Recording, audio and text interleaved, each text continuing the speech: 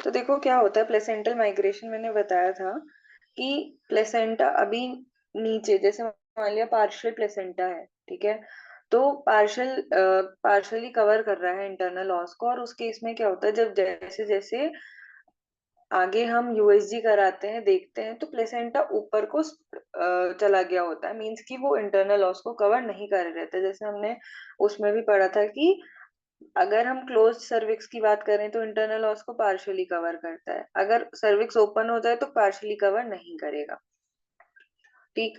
अब ये देखो, ultrasonographically at 17 weeks of gestation reveals placenta covering the internal os. 17 weeks में अगर हम यूएसजी कराते हैं तो उसमें आता है कि इंटरनल ऑस कवर है in about 10% cases. Repeat ultrasonography at 37 weeks. अब फिर हम 37 वीक्स पे फिर रिपीट कराते हैं तो showed no placenta in the lower uterine segment. ठीक है, मोर देन 90% ऑफ केसेस में ऐसा देखने को मिलता है कि अगर हमने 17 वीक्स में यूएसजी कराया तो प्लेसेंटा लो लाइंग दिखेगा, या फिर नीचे इंटरनल ऑस को कवर करा हुआ दिखेगा पार्शली, या फिर कंप्लीटली भी हो सकता है। और जब हम सब्सिक्वेंट यूएसजी कराते रहते हैं 37 वीक्स के अराउंड, जिसे हम टर्म भी बोलते हैं, तो क्या होता है कि जो प्लेसेंटा है वो लोअर यूटेराइन सेगमेंट में नहीं होता है। तो lower uterine segment expands from 0.5 centimetre at 20 weeks. क्यों? क्योंकि मैंने बताया था एक प्रोसेस होती है डायलिटेशन एंड इफेसमेंट। तो इफेसमेंट का मतलब है टेकन अप ऑफ सर्विक्स। तो सर्विक्स या लोअर यूटेराइन सेगमेंट क्या होता है, एक्सपेंड होता है। ठीक। To more than 5 centimetre at term. 0.5 centimetre से 5 सेंटीमीटर तक का चला जाता है। The term placental migration could be explained in two ways. अब इसको हम दो तरीके से समझा सकते हैं कि एक तो लोअर यूटेराइन सेगमेंट की लेंथ बढ़ी, जिस वजह से जो प्लेसेंटा है वो ऊपर चला गया। With the progressive increase in the length of lower uterine segment, the lower placental edge relocates away from the cervical os. दूसरा क्या आता है, ड्यू टू ट्रोफोट्रोपिज्म। ट्रोफोट्रोपिज्म का मतलब क्या होता है, देखो, growth of trophoblastic tissue towards the fundus. ठीक है, तो इसे ट्रोफोट्रोपिज्म बोला जाता है कि जो ट्रोफोब्लास्टिक टिश्यू है, trophoblastic tissue means cytotrophoblast, syncytiotrophoblast, जो कि हमने प्लेसेंटा में पढ़ा था। तो इसका टेंडेंसी होती है कि ये फंडस की ओर ग्रो करता है। ठीक है, तो फंडस की तरफ को अगर ग्रो कर रही है विलाए ट्रोफोब्लास्ट, तो क्या होता है, इसे ट्रोफोट्रोपिज्म बोला जाता है। इस वजह से भी प्लेसेंटा माइग्रेट कर जाती है जैसे जैसे वो आगे डेवलप करती है। ठीक। तो ये एक तरह से रिजोल्यूशन है प्लेसेंटा प्रीविया का कि अपने आप ही ठीक हो जाता है।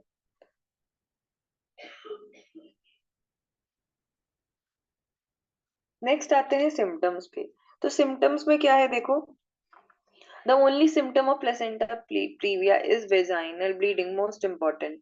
कि सबसे पहले जो प्लेसेंटा प्रीविया है उसका अगर कोई पेशेंट है, उसकी पेशेंट है, तो वो आके कंप्लेन क्या करेगी, तो वेजाइनल ब्लीडिंग की कंप्लेन करेगी। ठीक। अब ब्लीडिंग कैसी हो सकती है, सडन ऑनसेट हो सकता है, एकदम से हो सकती है, पेनलेस ब्लीडिंग होगी, apparently causeless and recurrent bleeding होगी। ठीक है, उसका कोई कॉज नहीं होगा और बार बार होती रहेगी bleeding. The bleeding is unassociated with pain unless labour start simultaneously. तो यहाँ पे मैंने बताया कि पेनलेस ब्लीडिंग है, लेकिन कई बार ऐसा होता है कि लेबर साथ में स्टार्ट हो गया तो उस वजह से ब्लीडिंग के साथ पेन भी होता है। क्यों? क्योंकि उस टाइम कॉन्ट्रैक्शंस हो रहे हैं, कॉन्ट्रैक्शंस पेन कॉज कराते हैं। फिर आता है प्री एक्लेम्सिया में complicate a case of placenta previa. ठीक। तो प्री एक्लेम्सिया अगर किसी फीमेल को है तो ये केस को कॉम्प्लिकेट कर सकता है। क्यों? क्योंकि हाइपरटेंशन है उस कंडीशन में, हो सकता है आर्टरीज कंस्ट्रिक्ट कर जाए, वेसल्स कंस्ट्रिक्ट कर जाए, तो उस केस में एक डेंजरस कंडीशन हो सकती है। फर्स्ट बाउट इसका नॉट अलार्मिंग। अगर पहला बाउट आ रहा है ब्लड का तो वो अलार्मिंग नहीं होता है, लेकिन सब्सीक्वेंट बाउट्स और हेवियर आ रहे हैं तो वो अलार्मिंग कंडीशन है कि आगे आगे और ज्यादा ब्लीडिंग होती जा रही है, होती जा रही है। In majority, bleeding occur before 38 weeks. तो देखो, अगर प्लेसेंटा प्रीविया है तो 38 हफ्तों से पहले ही ब्लीडिंग स्टार्ट हो जाती है, and earlier bleeding is more likely to occur in major degrees. तो मैंने दो बताया था कि टाइप 1, टाइप 2, टाइप 3, टाइप 4 तो हैं, इनको भी हम मेजर और माइनर में क्लासिफाई कर देते हैं। और जो टाइप 1 और टाइप 2 होता है वो माइनर होता है, सॉरी मेजर होता है, और टाइप 3 और टाइप 4, सही बोल रही हूँ मैं, माइनर में आता है। बताओ।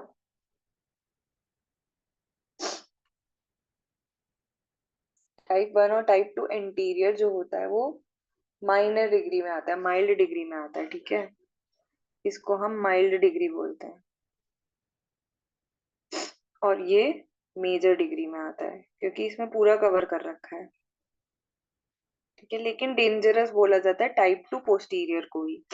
तो earlier bleeding is more likely to occur in major degree, so type 3 और टाइप 4 में जल्दी ब्लीडिंग होने के चांसेस रहते हैं, ठीक है।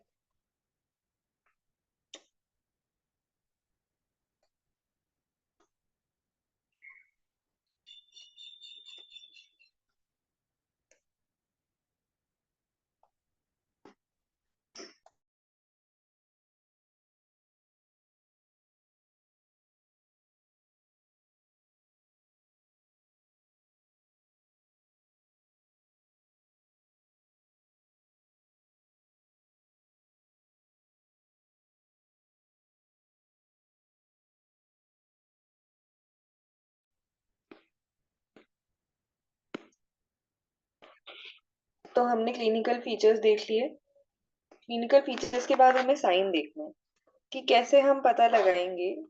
क्लिनिकल फीचर्स तो जो सिम्टम्स होते हैं वो तो फीमेल आके बताएगी कि हाँ, ये ब्लीडिंग हो रही है, ऐसे ब्लीडिंग हो रही है, पेन नहीं हो रहा है, इतनी बार ब्लीडिंग हो चुकी है, ठीक है। और अगर लेबर स्टार्ट हो गया तो वो तो इमरजेंसी कंडीशन है, वो तो हमें पता चल जाएगा, ठीक है। लेकिन जो फीमेल कंप्लेन करेगी उनको क्या बोलेंगे, हम सिम्टम्स बोलेंगे और साइंस जो हम देखेंगे, ठीक है। तो साइंस में हम क्या देखेंगे, देखो जनरल कंडीशन है anaemia are proportionate to visible blood loss.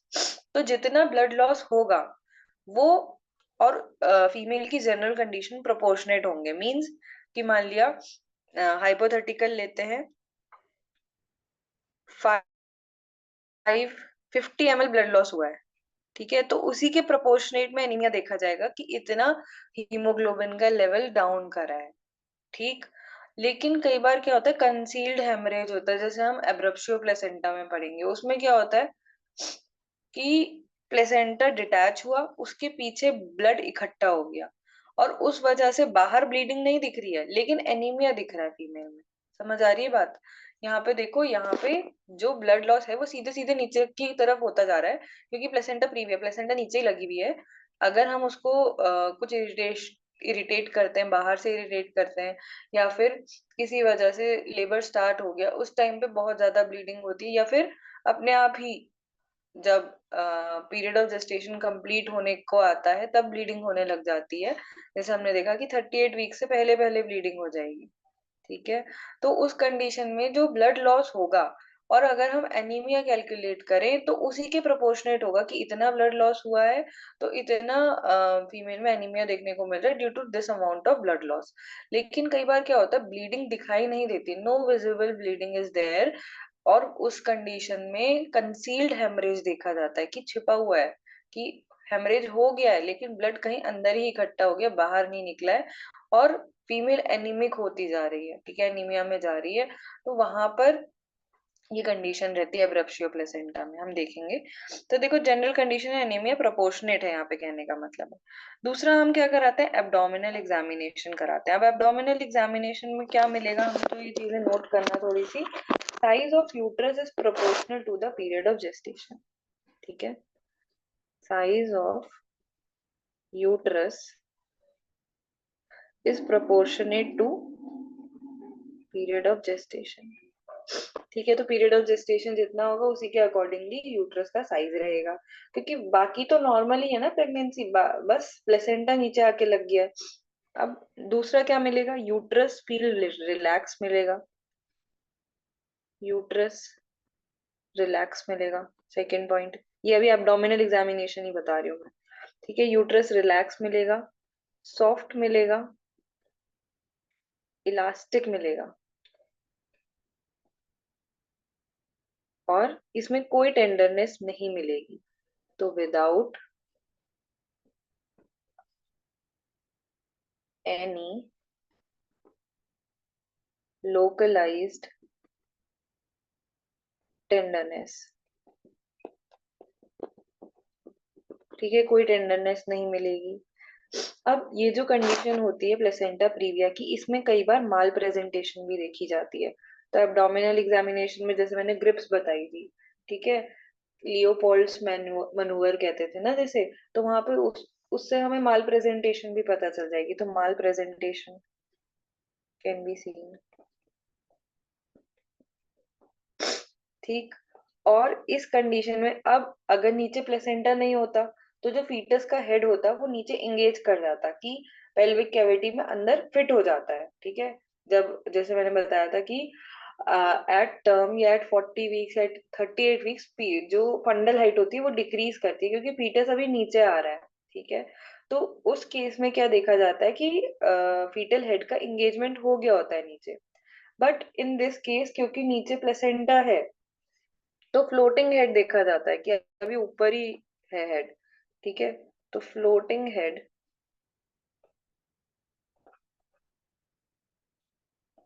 In contrast to period of gestation, ठीक है। और फीटल हार्ट साउंड प्रेजेंट होगी।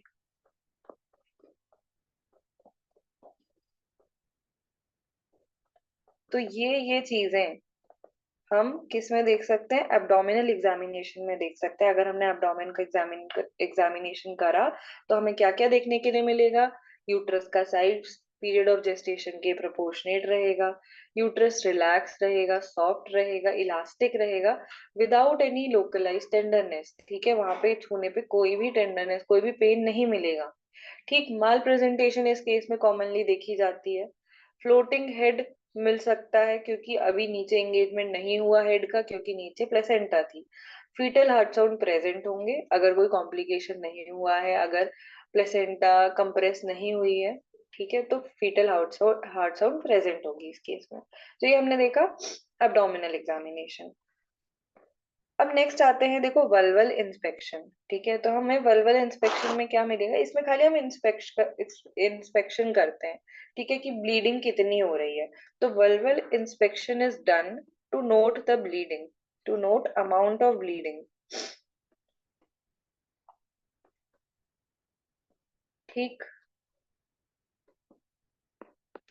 तो इसमें हमें क्या दिखेगा, हमें सिर्फ देखना है, हमें कुछ डिजिटली नहीं करना है, फिंगर से कुछ नहीं करना है हमें, पर वेजाइनल नहीं करना है, कुछ नहीं करना है। देखो, vaginal examination must not be done लिखा है। क्यों? हो सकता है हम प्लेसेंटा को इरिटेट कर दें, ठीक है, बैग ऑफ वाटर्स फट जाए, और हो सकता है कि और ज्यादा प्रोफ्यूज ब्लीडिंग हो, तो इसमें मोर्टेलिटी के चांसेस रहते हैं, ठीक है। तो वल्वल इंस्पेक्शन में सिर्फ हमें इंस्पेक्ट करना है, सिर्फ देखना है कि ब्लीडिंग कैसी है। तो इसमें जनरली क्या होता है, ब्लड जो होता है ब्राइट रेड कलर का होता है। क्यों? क्योंकि फ्रेश ब्लीडिंग हो रही है, ठीक है, कुछ कंसील नहीं है।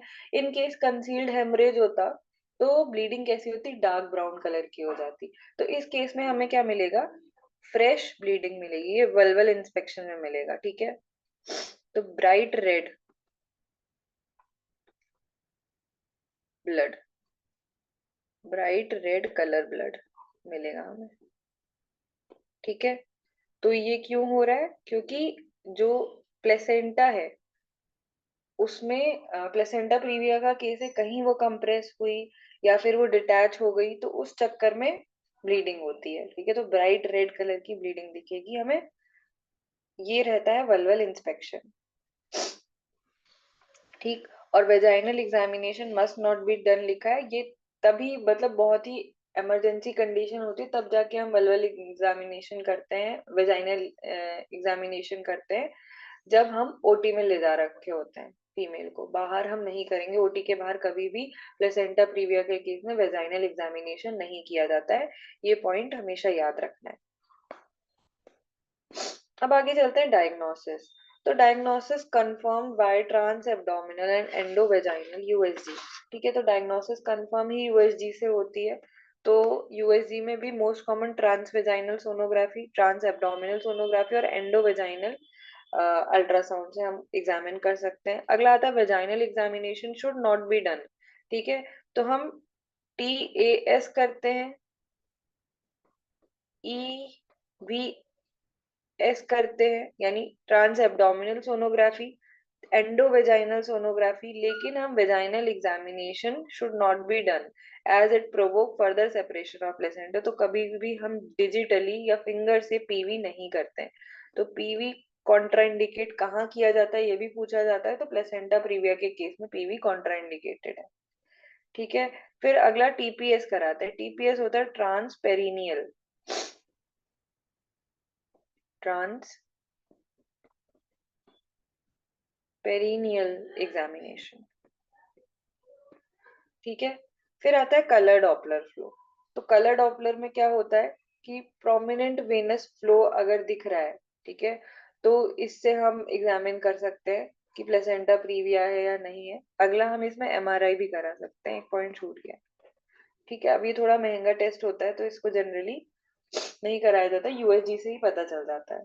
अब आगे चलते हैं। तो डायग्नोसिस हमने देख लिया, अब बात करते हैं कॉम्प्लिकेशंस की। तो कॉम्प्लिकेशंस देखो कैसे कैसे हो सकते हैं। मैटरनल कॉम्प्लिकेशंस हो सकते हैं, फीटल कॉम्प्लिकेशंस हो सकते हैं। अब मैटरनल में भी ड्यूरिंग प्रेगनेंसी कुछ कॉम्प्लिकेशन हो सकते हैं। ठीक है, तो ड्यूरिंग प्रेगनेंसी क्या हो सकता है? हो सकता है फीमेल को, जो प्रेग्नेंट फीमेल है उसको शॉक की कंडीशन चले जाए। ठीक है, दूसरा एपीएच तो है ही, माल प्रेजेंटेशन हो सकता है, ये कॉम्प्लिकेशंस है। माल प्रेजेंटेशन, प्री मेच्योर लेबर की केस हो सकता है, प्री मेच्योर लेबर, और इवन डेथ भी हो सकती है। ठीक है, तो ये ड्यूरिंग प्रेगनेंसी ये कॉम्प्लिकेशंस हो सकते हैं मदर में। फिर आते हैं ड्यूरिंग लेबर। तो ड्यूरिंग लेबर में क्या हो सकता है? EROM, मतलब early rupture of membrane, early rupture of membrane. ठीक है, ये मिल सकता है। सेकेंड, कॉर्ड प्रोलैप्स मिल सकता है। ठीक, कॉर्ड प्रोलैप्स के अलावा स्लो डायलेशन मिल सकता है, सर्विक्स स्लोली डायलेट हो रहा है क्योंकि नीचे प्लेसेंटा लगा है, स्लो डायलेटेशन ऑफ सर्विक्स। ठीक, अगला क्या मिल सकता है? इंट्रापार्टम हेमरेज मिल सकता है ड्यूरिंग लेबर, इंट्रापार्टम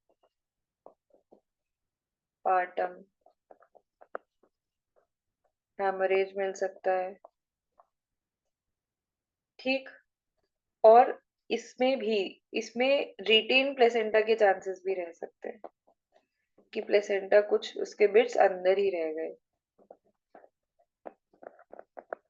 ठीक है, तो ये ड्यूरिंग लेबर कि जब लेबर स्टार्ट हो गया तब क्या क्या कॉम्प्लिकेशंस हो सकते हैं, तो ये हमने देख लिया कि EROM, early rupture of membrane हो सकता है, कॉर्ड प्रोलैप्स कर सकता है, स्लो डायलिटेशन हो सकता है। तो देखो यहाँ पे दिखा रखा है डायग्राम में कि labour in women with a placenta previa complicated with prolapse of umbilical cord and footling presentation. तो देखो एक फुट बाहर आ रहा है, कॉर्ड प्रोलैप्स हो गया, तो ये कॉम्प्लिकेशन है प्लेसेंटा प्रीविया का ड्यूरिंग लेबर।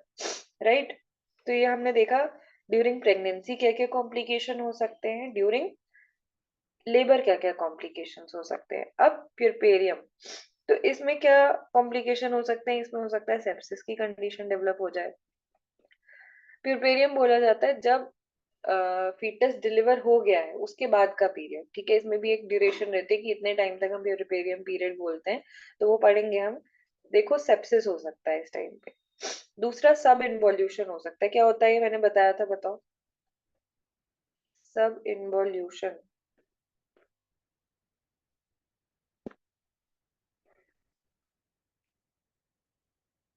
याद है?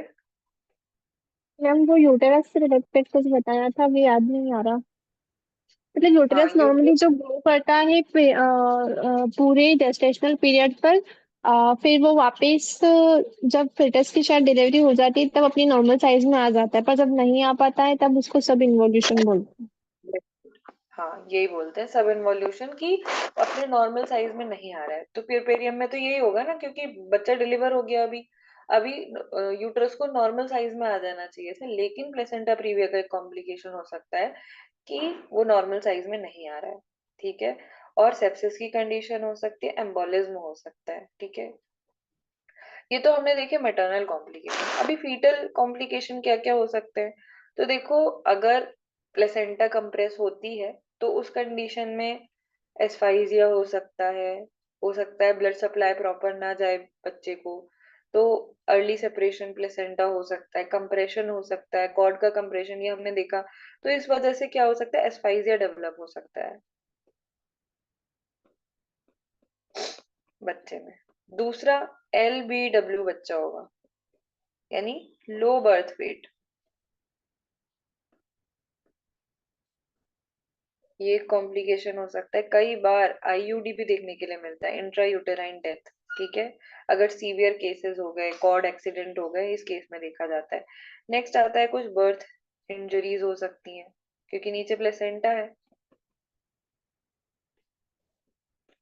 अगला, माल फॉर्मेशन हो सकती है। इसको ये कहने की बजाय कंजेनाइटल माल फॉर्मेशन बोलना ज्यादा बेटर होगा। कंजेनाइटल मालफॉर्मेशन देखने के लिए मिल सकती है, ठीक। तो ये हमने देखे कॉम्प्लिकेशंस, क्या क्या कॉम्प्लिकेशंस आ सकते हैं प्लेसेंटा प्रीविया में, राइट। आगे चलते हैं। अब देखो scheme of management of placenta previa बता रहे हैं कि हमें मैनेज कैसे करना है इस केस को। तो देखो all APH patients are to be admitted, ठीक है। इररिस्पेक्टिव उनकी कंडीशन क्या है, हमें अगर पता है कि प्लेसेंटा प्रीविया का केस है तो हमें उसे एडमिट ही कराना है, क्योंकि ये एक OT प्रोसीजर ही हो जाता है, ठीक। क्योंकि ब्लीडिंग हो रही है, ब्लीडिंग को मैनेज करने के लिए हमें IV चलानी पड़ेगी, ठीक है। IV चलाएंगे तो वो OT में चलेगी, ठीक। और हमें फीमेल के वाइटल्स को मेंटेन करना है तो वो OT में ही होता है, ठीक। तो हम वहां पे क्या करते हैं, सबसे पहले जनरल एब्डोमिनल एग्जामिनेशन करना है, तो मैंने बता दिया क्या क्या हम देख सकते हैं इसमें। Clinical assessment of blood loss, तो हम वल्वल एग्जामिनेशन या वल्वल इंस्पेक्शन से कर सकते हैं। HB% haematocrit ABO RH group, तो ये पता करना जरूरी है टू एक्सक्लूड RH इनकम्पैटिबिलिटी, ठीक है। HB एनीमिया को रूल आउट करने के लिए रिससिटेशन इफ नेसेसरी, कि IV इन्फ्यूजन करा दो, तो मैंने रिससिटेशन में स्टेप्स बताए थे ABCD। एयरवे, ब्रीडिंग, सर्कुलेशन और ड्रग्स। ABC जनरली कंसीडर किया जाता है कि एयरवे मेंटेन करना है, ब्रीदिंग प्रॉपर हो रही है नहीं हो रही है, नहीं हो रही है तो ऑक्सीजन मास्क प्रोवाइड किया जाता है, एम्बू बैग यूज किया जाता है। C, सर्कुलेशन मेंटेन करना है, IV इन्फ्यूजन कर लो, ब्लड ट्रांसफ्यूजन की तो जरूरत नहीं है, बहुत ज्यादा एनीमिक कंडीशन तो नहीं है। लोकलाइजेशन ऑफ प्लेसेंटा, ठीक है। लोकलाइजेशन की USG कराओ और पता करो कि प्लेसेंटा लगा कहाँ है और कैसे अटैच्ड है। फिर अब इसमें दो तरीके का मैनेजमेंट होता है, expectant management and active interference. तो एक्सपेक्टेंट मैनेजमेंट में मैंने बताया था कि हमें सिर्फ ऑब्जर्व करना है, ठीक। तो ये कब किया जाता है, जब कोई एक्टिव ब्लीडिंग नहीं है, ठीक। प्रेगनेंसी 37 वीक से कम है, तो इसमें हम एक्सपेक्टेड मैनेजमेंट क्यों कर रहे हैं, क्योंकि अगर प्रेगनेंसी 37 वीक से कम है तो यानी अभी फीटस के जो लंग है वो मैच्योर नहीं हुए हैं, इसलिए हमें वेट करना पड़ता है। पेशेंट स्टेबल है हीमोडायनेमिकली, ठीक है, यानी ज्यादा एनीमिक कंडीशन नहीं है। FHS रीअश्योरिंग है, फीटल हार्ट साउंड सही आ रही है। कार्डियोटोपोग्राफी में रिएक्टिव फीटस पता चल रहा है, फीटल मूवमेंट मिल रहे हैं, तो हम 37 वीक्स तक का वेट कर लेते हैं अगर कोई कॉम्प्लिकेशन नहीं हो रहा है, राइट। अब एक्टिव इंटरफेरेंस, अब यहाँ पर इमरजेंसी कंडीशन हो सकती है। तो देखो ब्लीडिंग कॉन्टिन्यूअस, यानी कॉन्टिन्यूअस ब्लीडिंग हो रही है, pregnancy more than 37 weeks, 37 weeks से ज्यादा की प्रेगनेंसी है, पेशेंट लेबर में चली गई है, एक्सैंजुएटेड, ठीक है। FHS नॉन रीअश्योरिंग, ठीक, या फिर एब्सेंट, FHS सुनाई नहीं दे रही है। ग्रॉस फीटल मालफॉर्मेशन, मालफॉर्मेशन भी देखने के लिए मिल रही है फीटस की, तो हमें क्या करना है, हम 37 वीक्स तक वेट नहीं करते, हम स्टेरॉइड थेरेपी चला देते हैं अगर प्रेगनेंसी लेस देन 34 वीक्स की है। तो स्टेरॉइड थेरेपी से क्या होता है, जो फीटस के लंग होते हैं वो मैच्योर हो जाते हैं। तो मैंने बताया था इसमें हम चेक करते हैं LS ratio, lecithin sphingomyelin ratio check करा जाता है, ठीक है, फीटल लंग मैच्योरिटी को देखने के लिए। फिर हमें क्या कराना है, USG कराना है, स्टेरॉइड थेरेपी दे दी हमने, USG कराया। तो यूएसजी में हमें क्या मिला देखो, placental edge within 2 centimetre of internal os और प्लेसेंटा प्रीविया टाइप 1। ठीक है, हमें 2 सेंटीमीटर के अंदर प्लेसेंटा मिल रही है, इंटरनल ऑस के 2 सेंटीमीटर के अंदर अंदर हमें प्लेसेंटा मिल रही है।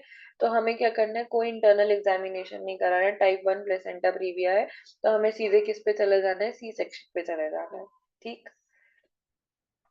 नेक्स्ट आते हैं, placental edge is clearly 2 to 3 centimetre away from internal os. ठीक, यहाँ पे टाइप 1 नहीं है, टाइप 1 से ज्यादा है, मतलब कि टाइप 2 है, टाइप 3 है, टाइप 4 है, क्योंकि इंटरनल ऑस के अंदर अंदर है। ठीक, अब यहाँ पे देखो 2 to 3 centimetre away from internal ऑस की, इंटरनल ऑस से जो प्लेसेंटा है वो 2 या 3 सेंटीमीटर दूर है, तो इसमें क्या कर सकते हैं, हम इंटरनल एग्जामिनेशन कर सकते हैं। ठीक, और हम क्या चलाएंगे इसमें, एआरएम और ऑक्सीटोसिन देते हैं। एआरएम होता है आर्टिफिशियल रप्चर ऑफ मेम्ब्रेन, बाहर से हम कर रहे हैं, आर्टिफिशियल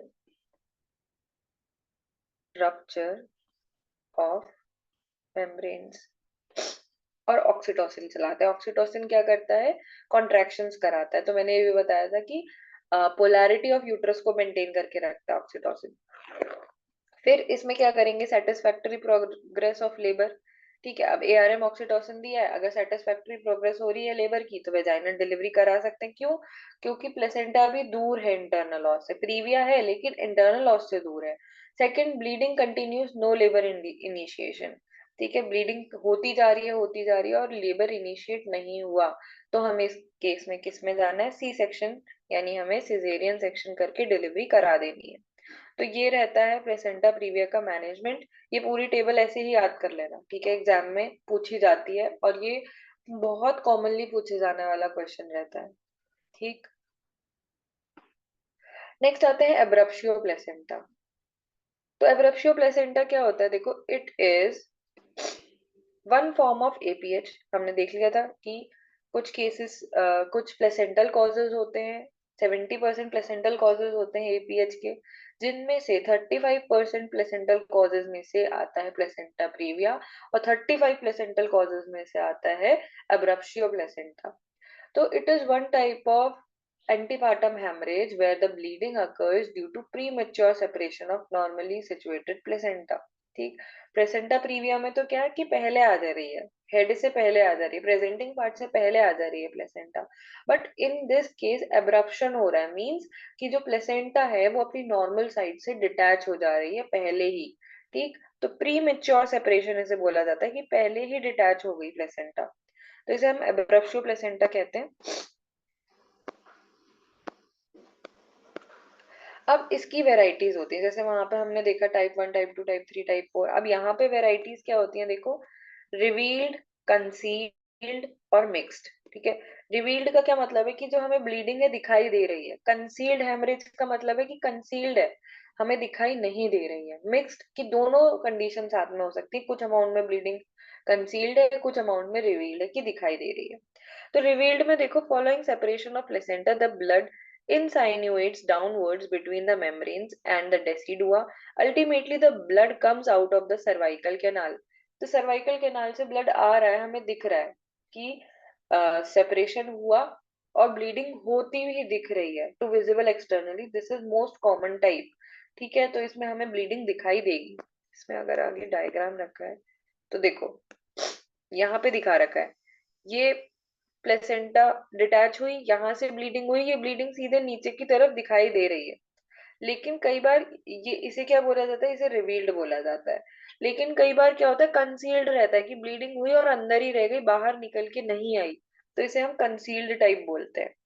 ठीक, और दूसरा क्या होता है कि मिक्स्ड टाइप मिल सकता है। तो मिक्स्ड में देखो, मार्जिनल, सब कॉरियोनिक मिल सकता है, प्री प्लेसेंटल, सब एमनियोटिक, ये दो वेराइटीज हैं कि कॉरियन में है या फिर एमनियन में है ब्लीडिंग, तो ये भी एक टाइप रहता है। दूसरा क्या हो सकता है, ये दोनों कंडीशन साथ में भी मिल सकते हैं, कुछ अमाउंट में तो ब्लड बाहर आ गया, कुछ अमाउंट में अंदर ही कंसील्ड रह गया, तो इसे हम क्या बोलते हैं, एब्रप्शियो प्लेसेंटा के टाइप्स बोला जाता है। अब इसका पढ़ लेते हैं थियोरी में क्या लिखा है।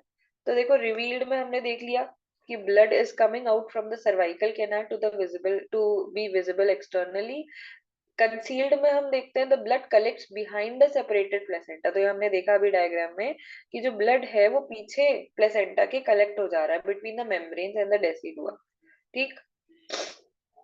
The collected blood is prevented from coming out of the cervix by presenting part. तो ये क्या होता है, प्रेजेंटिंग पार्ट नीचे उस लगा हुआ है, एंगेज हो गया है। अभी अगर हेमरेज होता है, प्लेसेंटा सेपरेट हो गई, तो उस कंडीशन में जो ब्लड होता है वो बाहर नहीं आ रहा होता है, ठीक।